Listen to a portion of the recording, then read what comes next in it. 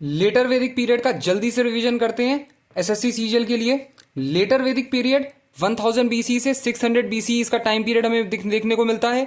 Introduction: the later Vedic period marks a decisive transition in the early in the Indian history. During this phase, the Indo-Aryan society moved from a semi-nomadic pastoral life to settled agrarian and politically organized civilization. This transformation laid the structural foundation for the emergence of states, social hierarchy and complex religious system. तो ये वही period है जहां पे हमें complex religious system देखने को मिलेंगे, बहुत सारे संस्कार देखने को मिलेंगे जो कि हमको इनिशियली अर्ली वैदिक पीरियड में नहीं देखने को मिल रहे थे। चीजें कॉम्प्लेक्स और बहुत रिजिड होने वाली हैं।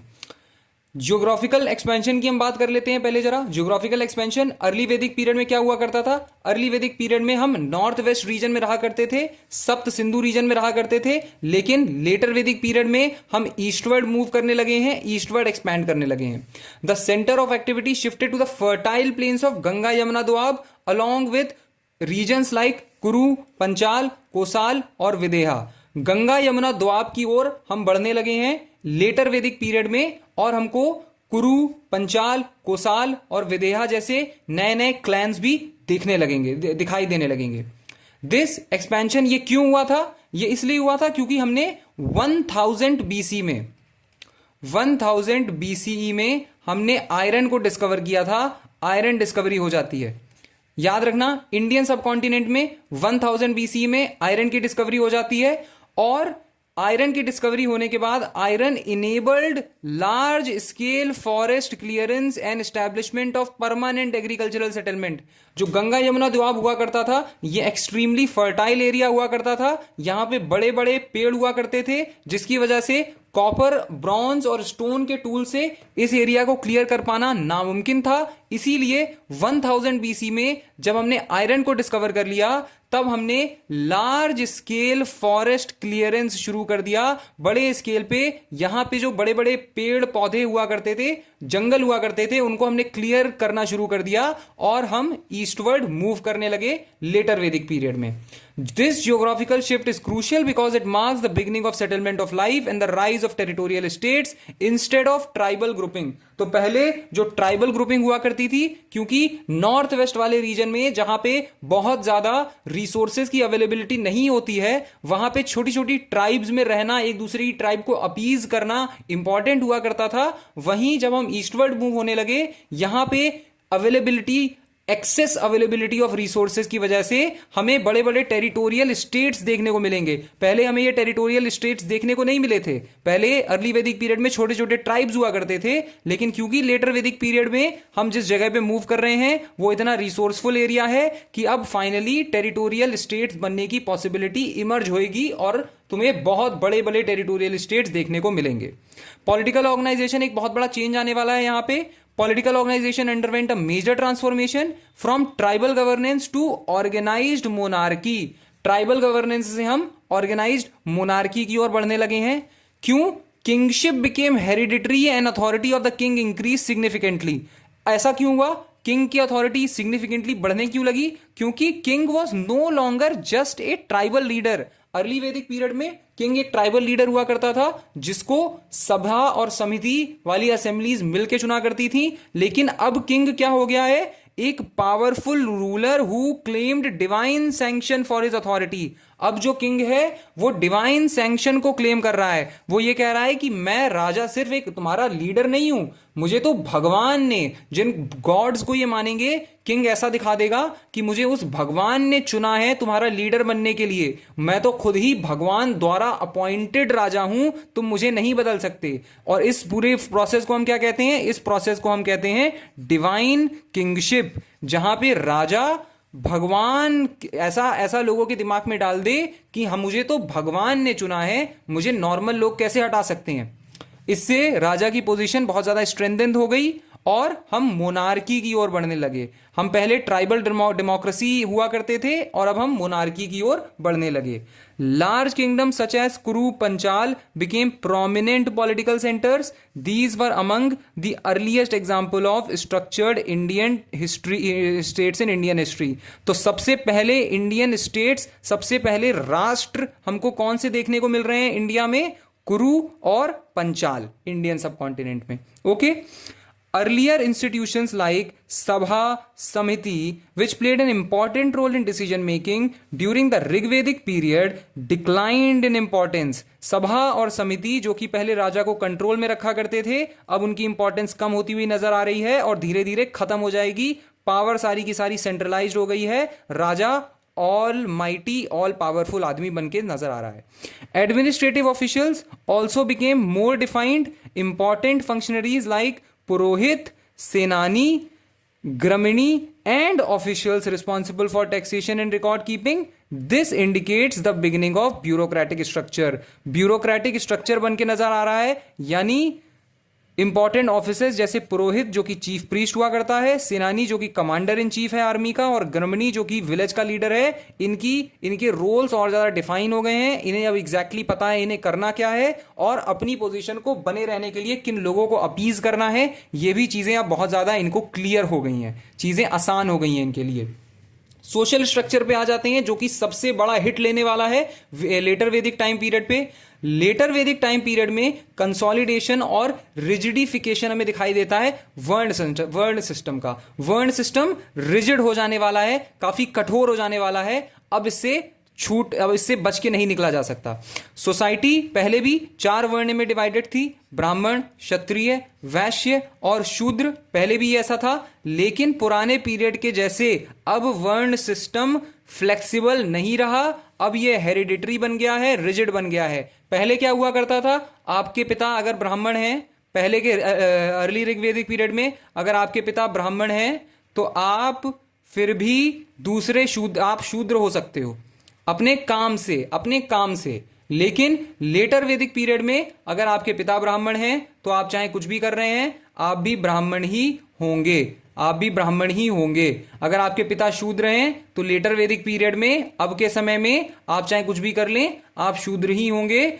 ऋग वैदिक पीरियड जैसी बात नहीं रह गई लेटर वैदिक पीरियड में। ओके, ब्राह्मण्स और क्षत्रिय सबसे ज्यादा पावरफुल क्लास उभर के आने वाले हैं। सबसे ज्यादा पावर और सबसे ज्यादा प्रिविलेज ब्राह्मण और क्षत्रिय एंजॉय करेंगे। वैश्य जो है वो इकोनॉमिकली काफी इंपॉर्टेंट है, लेकिन सोशली ये ब्राह्मण और क्षत्रियों से नीचे ही रहेंगे। शूद्र सबसे नीचे प्लेस होंगे, सबसे लोएस्ट लेवल पे प्लेस होंगे, और सोशली और रिलीजियसली इनकी जो वैल्यू है वो काफी कम हो जाएगी। शूद्र की वैल्यू रिलीजियसली और सोशली काफी कम हो जाएगी, ज्यादा इनको अब इंपॉर्टेंस नहीं मिलने वाली है।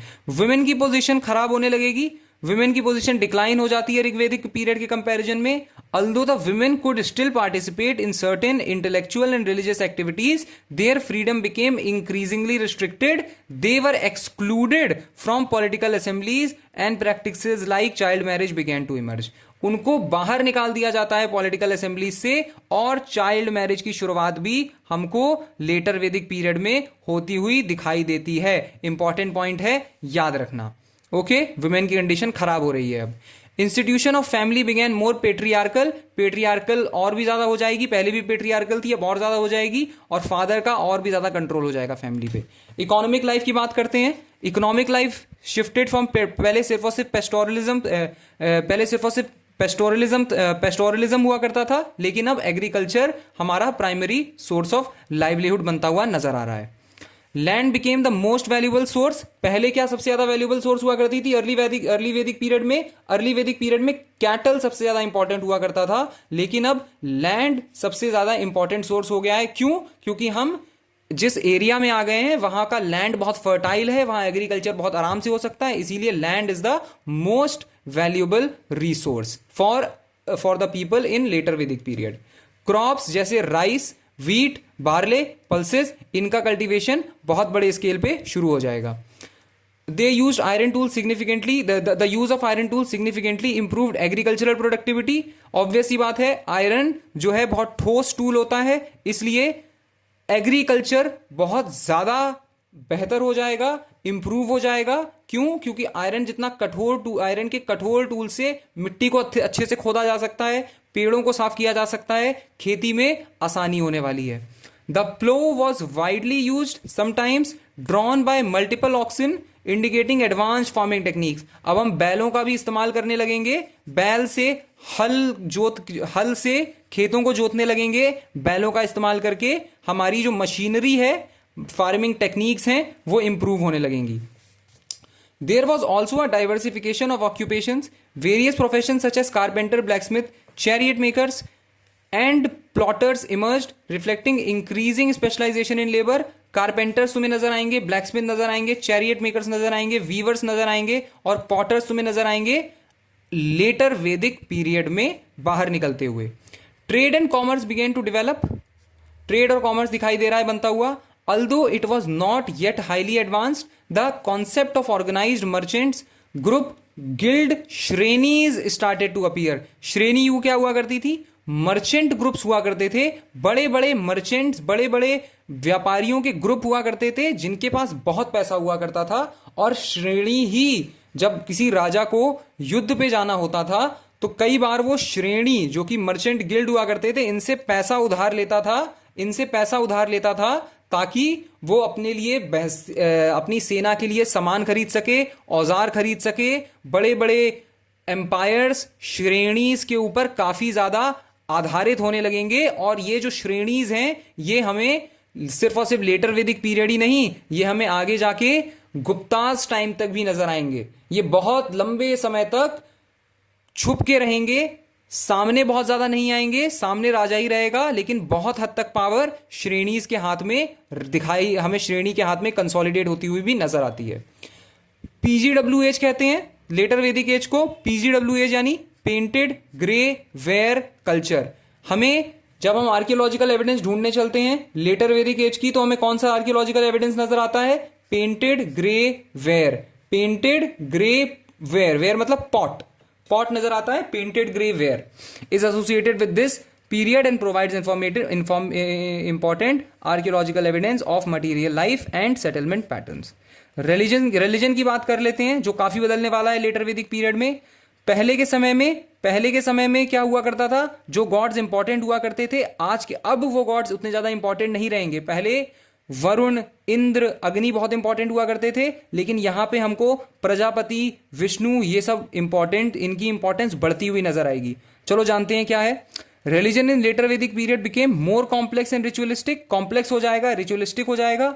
Simple nature of worship of the Rig Vedic period was replaced by elaborate rituals and sacrifices. Yajna. Rig Vedic period में सिंपल नेचर है, सिंपल वर्शिप है. लोग सिंपल यज्ञ किया करते हैं. कोई भी यज्ञ करवा सकता है, कोई भी उसमें पार्टिसिपेट कर सकता है. यहां तक कि लोग सिर्फ और सिर्फ हिम्स यानी प्रेयर्स गाया करते हैं यज्ञ कराते समय. लेकिन लेटर वैदिक पीरियड में इलैबोरेट रिचुअल्स और सैक्रिफाइसेस होते हुए मिलेंगे. बड़े बड़े यज्ञ होते हुए मिलेंगे. कैसे कैसे यज्ञ? राजसूया यज्ञ, लॉयर कॉन्सिक्रेशन, रॉयल कॉन्सिक्रेशन, अश्वमेध यज्ञ, हॉर्स सेक्रीफाइस वाला यज्ञ, वाजपेय यज्ञ, ये सारे के सारे हमको लेटर वैदिक एज में परफॉर्म होते हुए मिलेंगे.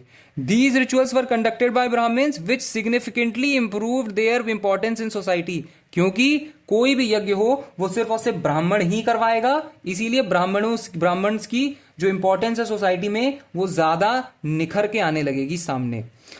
Now, new deities like Prajapati, creator god, and Vishnu gained prominence, while earlier gods like Indra and Agni became relatively less important.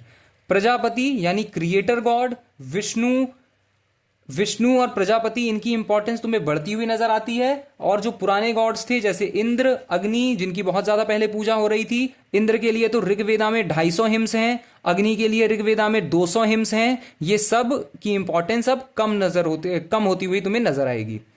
Towards the end of the later Vedic period there was a reaction against excessive ritualism. This led to the emergence of philosophical thought as reflected in Upanishad. लोग थक जाएंगे. देखो ये ज्यादा लंबे time नहीं चला, ये सिर्फ और सिर्फ 400 साल चला. लेटर वैदिक पीरियड कितने टाइम चला? 400 ईयर्स चला, 400 साल चला. और इतने ज्यादा कॉम्प्लेक्स रिचुअल, इतने ज्यादा हाइपर एक्सेसिव रिचुअल्स तुम्हें देखने को मिलते हैं कि लोग थक जाते हैं इन रिचुअल से. इसीलिए क्या होता है? This led to the emergence of philosophical thought. Philosophy की ओर लोग बढ़ने लगते हैं, लोग अरण्यका और उपनिषद की ओर बढ़ने लगते हैं। अरण्यका में लोग क्या किया करते थे, लोग जंगल जाके फिलॉसफी का अध्ययन किया करते थे, और उपनिषद, उपनिषद में तो फिलॉसफी फिलॉसफी भरी हुई है। 108 ट्रेडिशनली फॉलोड उपनिषद होते हैं, तो 108 तरीके के उपनिषद लोग निकले लगेंगे और लोग धीरे धीरे फिलॉसफी को अपनाने लगेंगे। The Upanishad introduced concept such as Brahman, ultimate reality, atman, karma and मोक्ष। इनका कॉन्सेप्ट हमारे सामने कब आता है, लेटर वैदिक पीरियड में आता है। These ideas mark the beginning of deeper spiritual inquiry in Indian society. अब आ जाते हैं आश्रम पे। आश्रम एक यूनिक कैरेक्टरिस्टिक है, यूनिक कैरेक्टरिस्टिक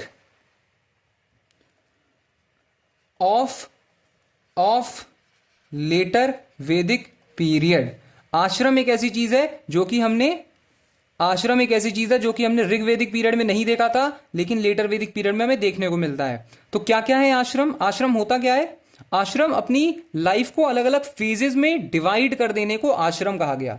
द आश्रम system divided life into 4 stages, ब्रह्मचर्य, गृहस्थ, वानप्रस्थ, संन्यास। 4 तरीके से इन लोगों ने अपनी लाइफ को डिवाइड कर लिया। एक इंसान के जीवन के पहले 25 साल ब्रह्मचर्य, दूसरे 25 साल गृहस्थ, तीसरे 25 साल वानप्रस्थ और चौथे 25 साल संन्यास यानी रिनंसिएशन, इनमें बीतने लगेंगे। इस तरीके से लोग अपनी लाइफ को फॉलो करेंगे। Similarly the concept of purushartha defined our goals for life. Purushartha भी हम अब हमें पुरुषार्थ यानी अपने लाइफ के लिए गोल क्या है, तुम अपनी लाइफ के साथ करना क्या चाहते हो, तुम्हें लाइफ में अचीव क्या करना है, वो चीजें भी अब हमारे सामने आ जाएंगी। वो भी अब रिलीजन का हिस्सा बन जाएगा।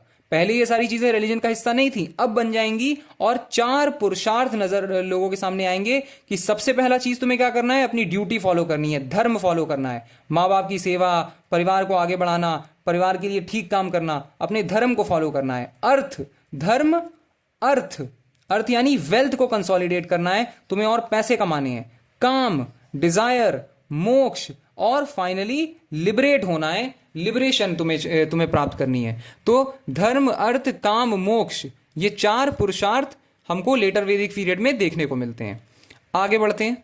These concept provided A comprehensive framework for individuals social life.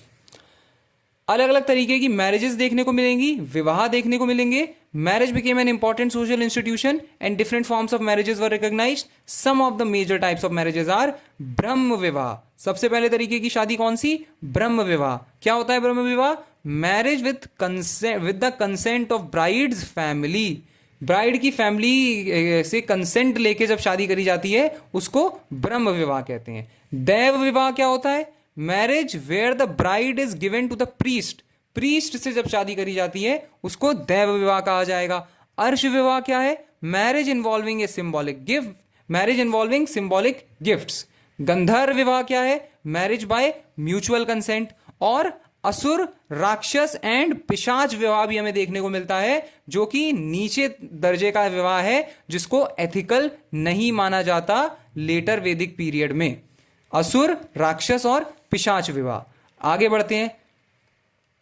Cultural और इंटेलेक्चुअल डेवलपमेंट्स क्या हो रही हैं उस टाइम पे? The later Vedic period produced important literary text including Samaveda, Yajurveda and Atharvaveda. तो ऋग्वेदिक पीरियड में हमको कौन सी किताब देखने को मिली थी? Rigveda.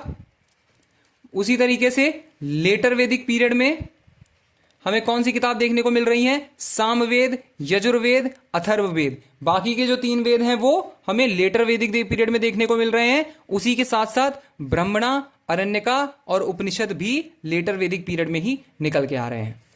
Education was primarily controlled by the Brahmins and imported orally. Sanskrit became more refined and standardised. Sanskrit के ऊपर काफी काम हुआ है लेटर वैदिक पीरियड में। ऑब्वियस सी बात है, इतनी सारी किताबें लिखी जा रही हैं, सामवेद, यजुर्वेद, अथर्ववेद, हर एक वेद का ब्राह्मणा, हर एक वेद में अरण्यका, उपनिषद, ये सारी चीजें जब लिखी जाएंगी तो ऑब्वियस सी बात है संस्कृत और भी ज्यादा रिफाइन हो जाएगी और स्टैंडर्ड हो जाएगी। There was also progress in metallurgy, pottery and craftsmanship. The knowledge of iron and advancement in tools played a critical role in shaping economic and social society. Okay. Finally, conclusion पे आ जाते हैं letter Vedic period पे। 20 minute में खत्म करना है। The later Vedic period represents a foundational phase in Indian history. characterized by transition from tribal society to organized states, the establishment of the rigid hierarchy, the expansion of the agriculture, and the development of the complex religious and philosophical ideas. These changes not only defined the structure of Indus Valley structure of early Indian civilization, but also set the stage for emergence of Mahajanpadas and the rise of new religious movements such as Buddhism, Jainism in the subsequent period. इन सारे complex rituals की वजह से ही Buddhism और Jainism का आगे जाके उद्गम होता है। लोगों को अब ऐसे रिलीजन, ऐसी फिलोसॉफिकल आइडियाज की जरूरत थी जो कि आसान हो, जिनको फॉलो करना आसान हो, जिनको फॉलो करना उतना कॉम्प्लेक्स ना हो जितना कॉम्प्लेक्स लेटर वैदिक पीरियड ने हिंदुइज्म को कर दिया था। उसी वजह से हमको बुद्धिज्म और जैनिज्म की शुरुआत होती हुई मिलती है। Thank you so much.